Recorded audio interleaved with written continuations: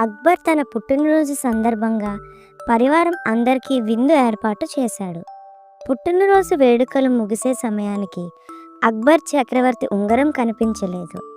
వెంటనే బీర్బల్ని పిలిచి, "ఆ ఉంగరం నాకు కావాలి, అది మా తాతగారి జ్ఞాపకం" అని చెప్పాడు.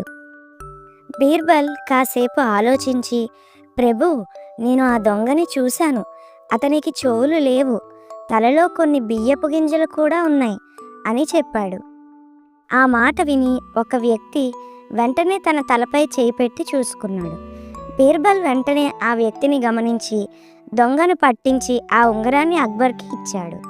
అసలు విషయం అడిగితే, "ప్రభు, తప్పు చేసిన విషయం మనస్సాక్షికి తెలుసు, కాబట్టి ఆ వ్యక్తి ఎప్పుడూ భయపడుతూనే ఉంటాడు.